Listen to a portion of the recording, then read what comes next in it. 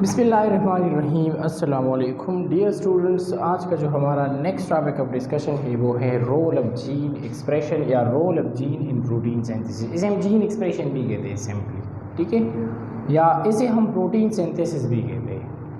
What are the role of genes in protein synthesis? Protein synthesis में genes का क्या role है? Protein synthesis किसे कहते हैं? हम प्रोटीन जानते हैं कि प्रोटीन हमारे पास एक मैक्रो मॉलिक्यूल है जो हमारे पास हमारे बॉडी का एक बिल्डिंग ब्लॉक है।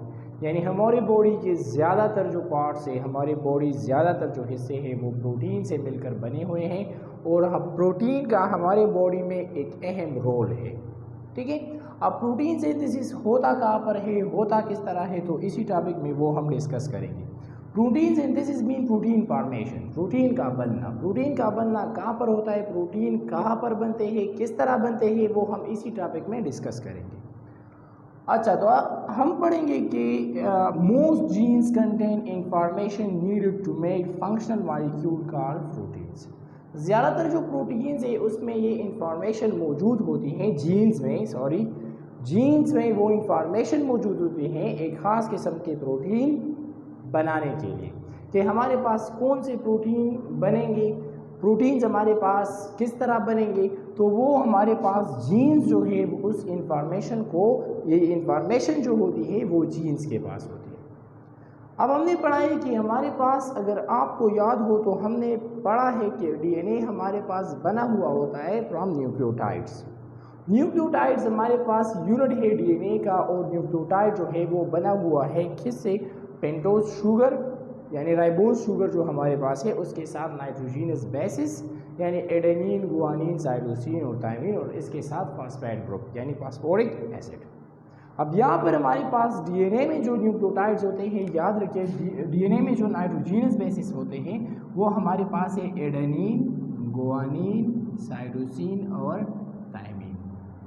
ये वो पॉइंट्स है जहाँ पर हमारे पास प्रोटीन सिंथेसिस का जो मैसेज है वो स्टोर होता है, और इसी के ज़रिए हमारे पास प्रोटीन सिंथेसिस होती है। मगर ये प्रोटीन सिंथेसिस का प्रोसेस होता किस तरह है, तो बेसिकली ये हमारे पास कंसिस्ट है दो स्टेप्स में, कंसिस्ट ऑन टू स्टेप्स।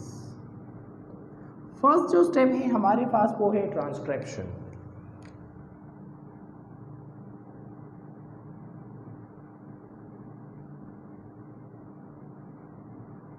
ये हमारे पास क्या है? ट्रांसक्रिप्शन। अब ट्रांसक्रिप्शन का मतलब क्या है, ट्रांसक्रिप्शन किसे कहते हैं? प्रोटीन सिंथेसिस ये हमारे पास दो स्टेप्स में कंप्लीट होता है, एक को हम ट्रांसक्रिप्शन कहते हैं और दूसरा कौन सा है वो बाद में पढ़ेंगे। ट्रांसक्रिप्शन हमारे पास कौन सा प्रोसेस है? वो प्रोसेस जिसमें डबल स्टैंडर्ड डीएनए कन्वर्ट हो जाए सिंगल स्टैंडर्ड मैसेंजर आरएनए में इनसाइड द न्यूक्लियस, इसे हम ट्रांसक्रिप्शन कहते हैं। हमारे पास सेल है, सेल के अंदर क्या होता है? न्यूक्लियस, और न्यूक्लियस के अंदर क्रोमोसोम्स होते हैं, और क्रोमोसोम्स हम कहते हैं कि ये बने हुए होते हैं प्रोटीन और डीएनए से, हिस्टोन प्रोटीन, और यहाँ पर डीएनए मौजूद होता है। तो यहाँ पर डीएनए हमारे पास हमेशा डबल स्टैंडर्ड होती है, तो यहाँ पर जब डबल स्टैंडर्ड डीएनए कन्वर्ट हो जाए सिंगल स्टैंडर्ड आरएनए में, ये हमारे पास क्या है? ये हमारे पास डीएनए है, और जब ये कन्वर्ट हो जाए सिंगल स्टैंडर्ड, ये हमारे पास डीएनए है, जब ये कन्वर्ट हो जाए सिंगल स्टैंडर्ड आरएनए में, और इस आरएनए को हम क्या कहते हैं? Messenger RNA. अब ये मैसेंजर आरएनए, इसके साथ हम स्मॉल m Q लगा देते हैं, क्यों हम इसे मैसेंजर आरएनए कहते हैं? क्योंकि मैसेंजर आरएनए हमारे पास carries information from DNA to outside of the nucleus mean के साइटोप्लाज्म, क्योंकि ये हमारे पास इंफॉर्मेशन को कैरी कर देते हैं from nucleus to outside of the nucleus, from nucleus to outside of the cell mean के साइटोप्लाज्म। ये हमारे पास क्या है? साइटोप्लाज्म, ठीक है। तो सिंपली ट्रांसक्रिप्शन और ट्रांसलेशन ये एक लेंथी प्रोसेस है जिसे आप फर्स्ट ईयर के बायोलॉजी में डिटेल में पढ़ेंगे, मगर यहाँ पर 10th क्लास के बायोलॉजी में इंशाल्लाह मैं कोशिश करूँगा कि फर्स्ट ईयर के बायोलॉजी में भी इसी टॉपिक को करूँ, ट्रांसक्रिप्शन और ट्रांसलेशन, क्योंकि ये एक बहुत डिफिकल्ट टॉपिक है। ज़्यादातर स्टूडेंट्स को इनमें मुश्किलात होते, तो वो इंशाल्लाह अपने अगली वीडियो में मैं फर्स्ट ईयर के बायोलॉजी में ट्रांसक्रिप्शन और ट्रांसलेशन वो ज़रूर करूँगा इंशाल्लाह। तो ट्रांसक्रिप्शन जो है यहाँ पर क्या होता है कि हमारे पास डबल स्टैंडर्ड डीएनए कन्वर्ट हो जाता है सिंगल स्टैंडर्ड मैसेंजर आरएनए में। ठीक है, इसमें डिफरेंट एंजाइम्स इन्वॉल्व होते हैं। ये किस तरह होता है, ये फर्दर 3 स्टेप्स में ये हमारे पास कंप्लीट होता है। ठीक है, हमारे पास इनिशिएशन है, इलांगेशन है और टर्मिनेशन है, मगर ये स्टेजेस यहाँ पर 10th क्लास की बायोलॉजी में इसे डिस्कस नहीं किए। फर्स्ट ईयर की बायोलॉजी में है, वो इंशाल्लाह हम करेंगे उसी में हम। तो अगर आपको डिटेल में ये टॉपिक चाहिए तो इंशाल्लाह आपने अगले वीडियो में मैं ये डिटेल में करूँगा, मगर यहाँ पर 10th क्लास के स्टूडेंट्स के लिए यहाँ इतना काफ़ी है। तो ट्रांसक्रिप्शन में डबल स्टैंडर्ड डीएनए कन्वर्ट हो जाता है सिंगल स्टैंडर्ड मैसेंजर आरएनए में, और ये ट्रांसक्रिप्शन का प्रोसेस कहाँ पर होता है, it's occur inside the nucleus, inside the nucleus, ये न्यूक्लियस के अंदर होता है। न्यूक्लियस किसे कहते हैं, this is the central portion of the animal cell. ठीक है, और प्लांट्स में ये हमारे पास थोड़ा साइड्स में होता है, क्योंकि वहाँ पर वैक्यूल का साइज लार्ज होता है, जिसकी वजह से ये पुश हुआ होता है साइड्स पर। अच्छा, ये इनसाइड द न्यूक्लियस मौजूद होता है, और इसमें क्या है हमारे पास।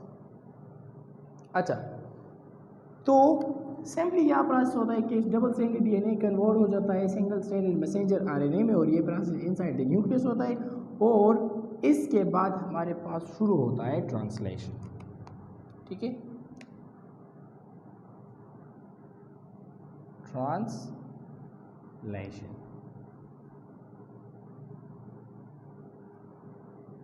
अब ट्रांसलेशन किसे कहते हैं, ट्रांसक्रिप्शन तो समझ में आ गई आपको ना, कि ट्रांसक्रिप्शन में क्या होता है, डबल स्टैंडर्ड डीएनए कन्वर्ट हो जाता है सिंगल स्टैंडर्ड मैसेंजर आरएनए में। मैसेंजर आरएनए को हम एमआरएनए क्यों कहते हैं, क्योंकि ये मैसेजेस कैरी करते हैं फ्रॉम, ये यहाँ पर जो प्रोटीन के लिए जो मैसेजेस आते हैं ना, ये सबसे पहले डीएनए की तरफ आते हैं कि हमारे पास इस प्रोटीन की ज़रूरत है, बॉडी को इस प्रोटीन की ज़रूरत है, तो ये मैसेज आता है डीएनए को। अब डीएनए प्रोटीन सिंथेसिस को तो कर नहीं सकती, तो ये क्या करेगी, ये अपने आप से हमारे पास मैसेंजर आरएनए को ट्रांसक्रिप्ट करेगी, यहाँ पर ट्रांसक्रिप्शन होगा। तो इसमें जो मैसेजेस मौजूद है वो यहाँ पर इस मैसेंजर आरएनए ये मैसेजेस कॉपी करेंगी डीएनए से, और ये मैसेजेस क्योंकि ट्रांसलेशन के लिए यहाँ पर प्रोटीन सिंथेसिस तो साइटोप्लाज्म में होता है, क्योंकि साइटोप्लाज्म प्रोटीन सिंथेसिस के लिए राइबोसोम का होना लाजमी है, और राइबोसोम तो न्यूक्लियस में नहीं है, राइबोसोम तो हमारे पास आउटसाइड ऑफ द सेल्स काम करता है। ठीक है, बनते हैं राइबोसोम इनसाइड द न्यूक्लियोलस, मगर ये बाहर की तरफ आती है और अपना जो ट्रांसलेशन है वो बाहर करते हैं। ठीक है, यानी साइटोप्लाज्म में। तो यहाँ से ये सिंगल स्टैंडर्ड एमआरएनए न्यूक्लियोपोर के जरिए, यहाँ पर ये हमारे पास न्यूक्लियर मेम्ब्रेन है, और इस न्यूक्लियर मेम्ब्रेन में छोटे छोटे सुराख होते हैं जिसे हम न्यूक्लियोपोर कहते हैं। उसी न्यूक्लियोपोर के जरिए ये हमारे पास क्या पर आता है, न्यूक्लियस से आउटसाइड ऑफ द साइटोप्लाज्म। ठीक है, अब ट्रांसलेशन में क्या होता है, ट्रांसलेशन में जो हमारे साथ सिंगल स्टैंडर्ड एमआरएनए है, एमआरएनए ये अटैच होता है किससे, राइबोसोम से। अच्छा, राइबोसोम हमने शायद आप लोगों ने 9th क्लास के बायोलॉजी में चैप्टर नंबर 4 में ये अर्गेनीली पढ़ी होगी। राइबोसोम, राइबोसोम का मेन फंक्शन क्या है, वो है protein synthesis. Ribosome protein synthesis करता है। अब किस तरह करता है, हमारे पास राइबोसोम्स के 2 बेसिक टाइप्स होते हैं, 2 सब यूनिट होते हैं, लार्जर सब यूनिट एंड स्मॉलर सब यूनिट।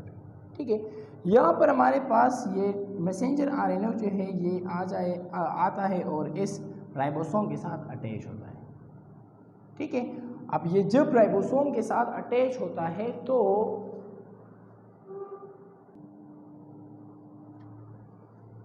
यहाँ पर हमारे पास राइबोसोम्स के साथ अटैच होता है। यहाँ पर हमारे पास एक दूसरे किस्म का आरएनए होता है जिसे हम टीआरएनए कहते हैं। टीआरएनए हमारे पास क्या है, दिस इज ट्रांसफर आरएनए। और ट्रांसफर आरएनए यहाँ पर क्या करता है कि ट्रांसफर आरएनए हमारे पास carry specific amino acid to the ribosome. यहाँ पर बहुत सारे ट्रांसफर आरएनएस होते हैं, और वो ट्रांसफर आरएनए क्या करता है, प्री न्यूक्लियोटाइड्स यहाँ पर मौजूद थे उसे पकड़ कर ले आते हैं यहाँ पर राइबोसोमल आरएनए की तरफ, जो राइबोसोम के साथ अटैच हुए है आरएनए। ठीक है, इट बिकम राइबोसोमल आरएनए। अब ये राइबोसोमल आरएनए ट्रांसफर आरएनए ये स्पेसिफिक अमाइनो एसिड को उठाकर यहाँ पर अटैच कर देती है। इस राइबोसोम्स के 3 साइड्स होते हैं। मैंने आपको पहले बताया कि ये हमारे पास एक कम्प्लेक्स, एक लेंथी प्रोसेस है, मगर ये हम पढ़ेंगे, ज़रूर पढ़ेंगे, मगर फर्स्ट ईयर के बायोलॉजी में, 10th क्लास के बायोलॉजी में इसकी कोई डिटेल नहीं है, तो फिर स्टूडेंट को मुश्किल होगी। अगर वो बुक के साथ इसको रिलेट करे तो उसको मुश्किलात होगी। तो यहाँ पर हमारे पास प्री न्यूक्लियोटाइड्स आते हैं और इसके साथ अटैच हो जाते हैं, ठीक है। यहाँ पर कोड्स होते हैं इस मैसेंजर आरएनए में। फॉर एग्जाम्पल अगर यहाँ पर ACU, ठीक है, T यहाँ पर हमारे पास मौजूद होते हैं, ठीक है। तो यहाँ पर प्री न्यूक्लियोटाइड्स मौजूद होते हैं, यहाँ पर गुआनिन होता है, ठीक है। ये हमारे पास आरएनए। याद रखिए कि डीएनए में हमारे पास जो नाइट्रोजनस बेस होते हैं वो एडेनिन, गुआनिन, साइटोसिन और थायमिन, और आरएनए में जो नाइट्रोजनस बेस होते हैं वो है एडेनिन, साइटोसिन, यूरासिल और गुआनिन, ठीक है। इंस्टेड ऑफ थायमिन यहाँ पर यूरासिल मौजूद होता है। तो अगर यहाँ पर ए है तो यहाँ पर कौन आएगा? टी आएगा। यहाँ पर सी है, यहाँ पर जी आएगा। यहाँ पर हमारे पास अगर यू है तो यहाँ पर ए आएगा। यहाँ पर हमारे पास जी है तो यहाँ पर सी आएगा। इसी तरह से हमारे पास डबल स्ट्रैंडेड डीएनए यहाँ पर कंप्लीट होगा, और इसके साथ साथ अमाइनो एसिड्स जो है वो इसी तरह से एक दूसरे के साथ बॉन्ड्स बनाएंगे, ठीक है। यहाँ पर ये अमाइनो एसिड जो है एक दूसरे के साथ बॉन्ड बनाएंगे, पेप्टाइड्स बॉन्ड इसके दरमियान बनेंगे, ठीक है।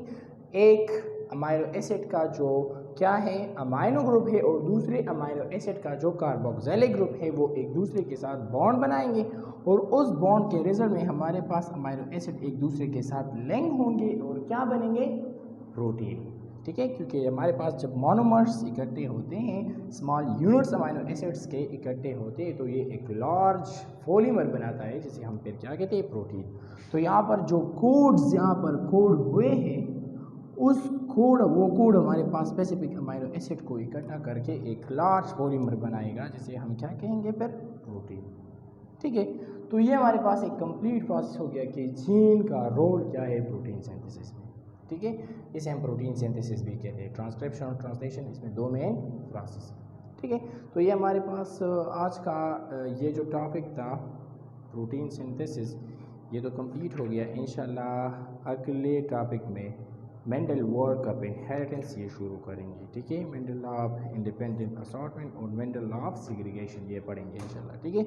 Mendel law of independent assortment और सेग्रीगेशन ये इंतहाई इंपॉर्टेंट है on the basis of your paper, ठीक है। लॉन्ग क्वेश्चन में एक तो ज़रूर आएगा, या तो मेंडल लॉ ऑफ सेग्रीगेशन या मेंडल लॉ ऑफ इनहेरिटेंस, और इसमें ज़रूरी चीज़ जो है वो क्या है? वो है चेकर बोर्ड, क्या आपको चेकर बोर्ड का आना लाजमी हो, ठीक है। That's enough for today. अपना बहुत सारा ख्याल रखिएगा। Thank you very much.